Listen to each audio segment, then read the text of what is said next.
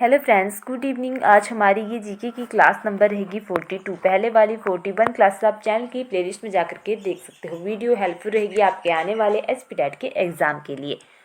इस सीरीज़ में हम एचपीटेट के पुराने पेपर में आए जीके पार्ट को डिस्कस कर रहे हैं। अलग अलग स्ट्रीम के पुराने पेपर रहेंगे, जैसे कि एचपीटेट आर्ट्स हो गया, JBT, Shastri, medical, non medical, LT etcetera. इस सीरीज़ में 1000 के करीब क्वेश्चन जो है वो डिस्कस किए जाएंगे। आप हमारे चैनल पे फिजिक्स, केमिस्ट्री, मैथ्स की टॉपिक वाइज वीडियो जो हैं अपने आने वाले टैट के लिए देख सकते हो। आपको फिजिक्स और मैथ्स का सिलेबस भी हमारे चैनल पे मिल जाएगा। अगर किसी को ना मिले तो कमेंट कर दें, तो आपने उस वीडियो को देख लेनी है। अगर अच्छी लगे, आपके लिए हेल्पफुल लगे आपको अपने लिए, तो उसके अनुसार फिर तैयारी कर लेनी है। और आप जैसे हमने जीके की सीरीज़ स्टार्ट करी हुई है पुराने पेपरों के ऊपर, वैसे ही आप साइको और बायोलॉजी की सीरीज़ जो है वो भी आने वाले टैट के लिए देख सकते हो। प्रसिद्ध घनघोर उत्सव किस राज्य में आयोजित किया जाता है? सही ऑप्शन रहेगा इसके लिए डी, राजस्थान। 114 भारतीय राष्ट्रीय कांग्रेस की प्रथम महिला अध्यक्ष कौन थी? पहले तो मैं आपको थोड़ा सा इसके बारे में बताती हूँ। भारतीय राष्ट्रीय कांग्रेस की स्थापना हुई है 1885 में। संस्थापक थे ये स्कॉटलैंड के थे। नाम रहेगा ए ओ ह्यूम।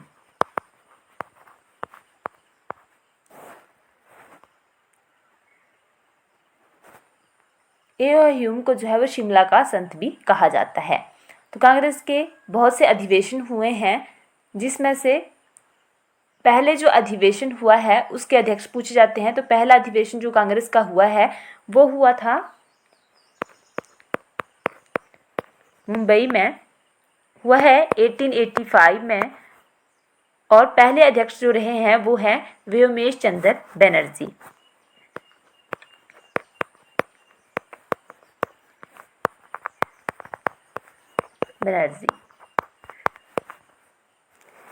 और इसकी अगर विशेषता बोली जाए कि पहले अधिवेशन की विशेषता क्या थी, तो इसमें 72 प्रतिनिधियों ने भाग लिया था।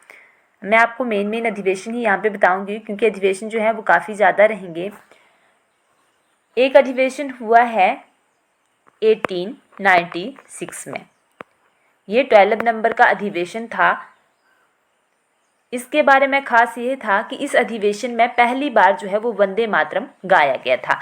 और ये अधिवेशन जो है वो कलकत्ता में हुआ है।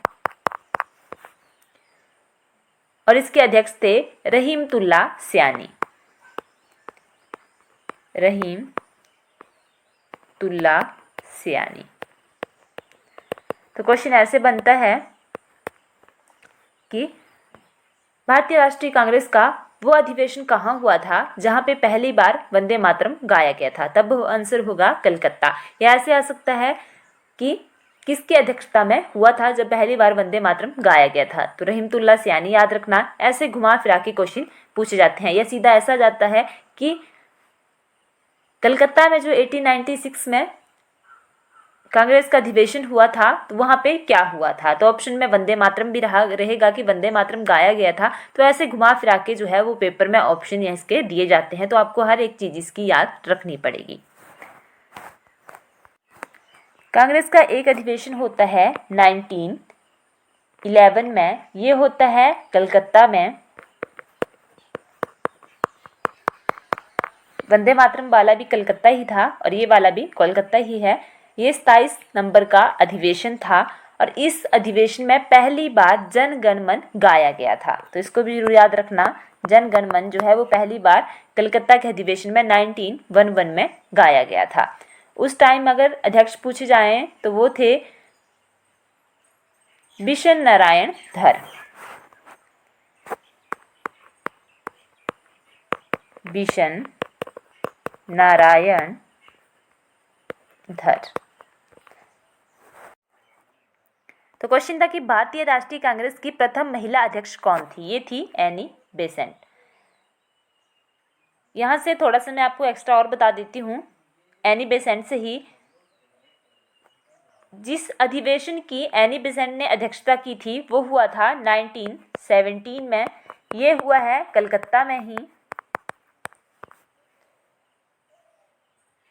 ठीक है। और इसकी अध्यक्षता की थी एनी बेसेंट ने और ये प्रथम महिला अध्यक्ष थी।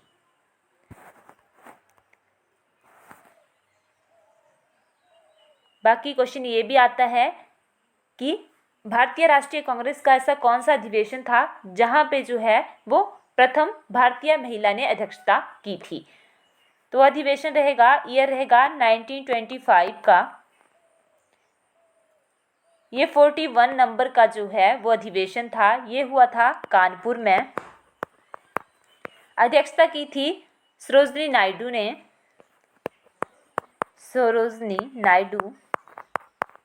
और ये प्रथम भारतीय महिला अध्यक्ष थी जिन्होंने भारतीय राष्ट्रीय कांग्रेस के अधिवेशन की अध्यक्षता की थी। एक अधिवेशन रहेगा 1929 ईयर वाला, ये हुआ था 1920 ईयर में ही हुआ था। ये 45 नंबर का अधिवेशन था, हुआ है लाहौर में। अध्यक्षता की थी इसकी पंडित जवाहरलाल नेहरू ने और इस अधिवेशन में प्रथम बार पूर्ण स्वराज की मांग की गई थी। सीधा क्वेश्चन आता है ये कि ऐसा कौन सा अधिवेशन था जिसमें पूर्ण स्वराज की मांग की गई थी या कहाँ हुआ था? तो सब कुछ याद रखना। 1929 में हुआ था, 45 नंबर का अधिवेशन था, लाहौर में हुआ है और पंडित जवाहरलाल नेहरू इसके अध्यक्ष थे। 46 नंबर का अधिवेशन जो है 1931 में हुआ है, ये कराची में हुआ था। इसके अध्यक्ष थे वल्लभ भाई पटेल, सरदार वल्लभ भाई पटेल।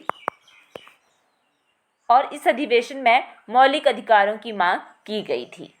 तो बाकी अधिवेशन तो इससे और भी बहुत ज़्यादा हैं, पर इतना आपने यहाँ से याद रख लेना है जितना मैंने आपको अभी तक बता दिया।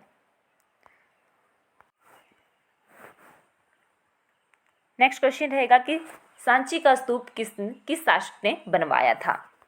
ऑप्शन है बिंदुसार, अशोक, समुद्रगुप्त, हर्षवर्धन। तो अभी शायद परसों वाली वीडियो थी जिसमें मैंने आपको ये वाला क्वेश्चन एक्स्ट्रा में बताया हुआ है। अशोक के बारे में वहाँ पे कुछ आया था तो मैंने आपको ये सब कुछ बताया हुआ है। तो अगर मैं पुरानी से स्टार्ट करूँ तो हिस्ट्री में एक मगध महाजनपद रहेगा जिसमें टोटल 7 वंशों ने जो है वो शासन किया था, जिसमें से एक वंश आएगा मौर्य वंश। मौर्य वंश के संस्थापक थे चंद्रगुप्त मौर्य, फिर उनके बेटे हुए बिंदुसार और उनके बेटे हुए फिर आगे जाकर के अशोक। अशोक का जन्म जो है वो 304 ईसा पूर्व जो है वो हुआ था। अशोक ने 269 में जो है वो अशोक का राज्याभिषेक हुआ था। अभिषेक के 8वें वर्ष के बाद जो है वो अशोक ने कलिंग पर आक्रमण कर दिया था। 261 जो है वो डेट रहेगी जब अशोक के द्वारा जो है वो कलिंग पर आक्रमण किया गया था। कलिंग आक्रमण की जानकारी जो है वो खारवेल के हाथी गुफा अभिलेख से मिलती है। यही वो युद्ध रहेगा जिसके बाद जो है वो अशोक ने युद्ध करना ही छोड़ दिया था। वजह यह थी कि इस युद्ध में बहुत से छोटे बच्चों, बूढ़ों और महिलाओं की और निर्दोषों की जान जो है वो चली गई थी, जिसके बाद अशोक का हृदय परिवर्तन हो जाता है और वो जो है वो युद्ध करना छोड़ देते हैं। इसी के बाद जो है अशोक के द्वारा बौद्ध धर्म को अपनाया गया था। बौद्ध धर्म अपनाने की शिक्षा अशोक को उनके भतीजे निग्रोध से मिली थी तथा शिक्षा जो है उन्हें बौद्ध धर्म की दी गई थी, वो उनके गुरु रहेंगे उपगुप्त। ये भी पेपरों में पहले पूछा गया क्वेश्चन है।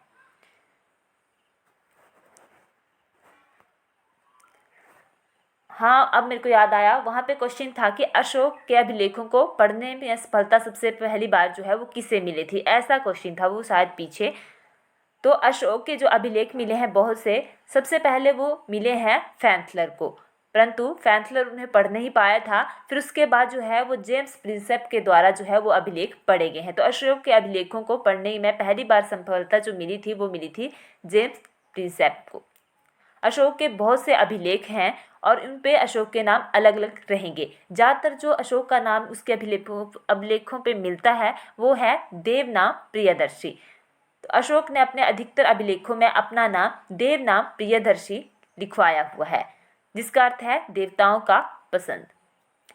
अशोक के 4 अभिलेख रहेंगे जिन पे अशोक का नाम अशोक मिलता है। वो रहता है मध्य प्रदेश के गुर्जरा, कर्नाटक का मास्की, नेटूर तथा उदयगुलन अभिलेखों पे अशोक का नाम जो है वो स्पष्ट अशोक लिखा हुआ मिलता है। उसके बाद अशोक का सिर्फ एकमात्र ऐसा अभिलेख है जहाँ पे अशोक का नाम जो है वो मगध सम्राट लिखा हुआ है, तो वो रहेगा राजस्थान का भब्रू अभिलेख, जिसमें अशोक ने खुद को मगध का सम्राट बताया हुआ है।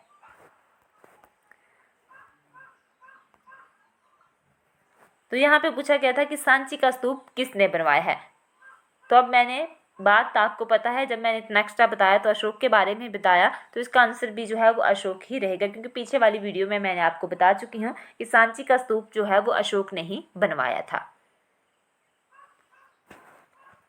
नेक्स्ट रहेगा 116, निम्नलिखित में से किसकी सिफारिशों के लिए अशोक मेहता कमेटी का गठन किया गया था।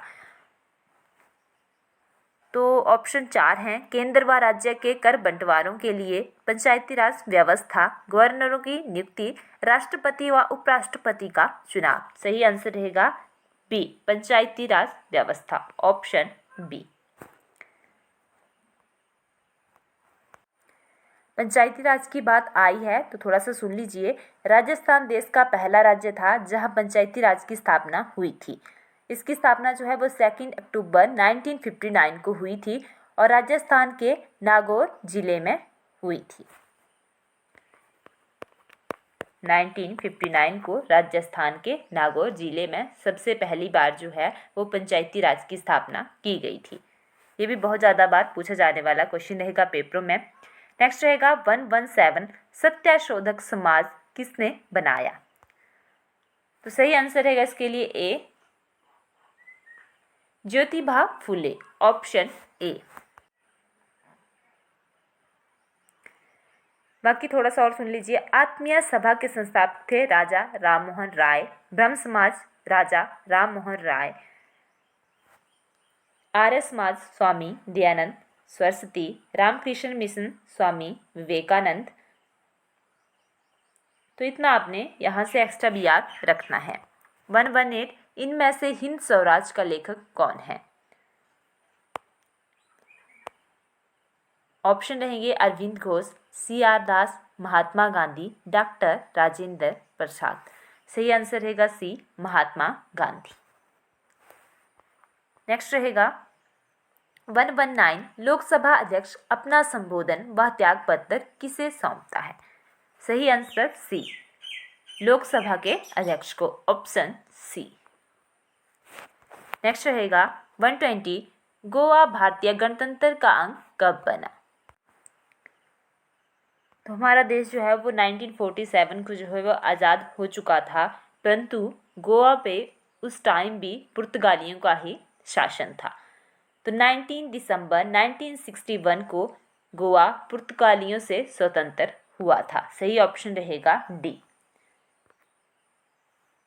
भारत में सबसे पहले भी पुर्तगाली ही आए थे शासन के लिए और सबसे लेट भी पुर्तगाली ही यहाँ से गए थे, और ये गए थे गोवा से 19 दिसंबर। पूरी डेट याद रख लीजिएगा, क्योंकि पेपरों में कई बार सीधा आता है कि गोवा कब स्वतंत्र हुआ, तो सीधा कई बार पेपरों में नीचे 19 दिसंबर ही लिखा होता है, या फिर 1961 जो है ऊपर क्वेश्चन में दे दिया होता है कि किस डेट को। तो याद होना चाहिए 19 दिसंबर 1961 को। पूरा आपने इकट्ठा याद ही रखना है।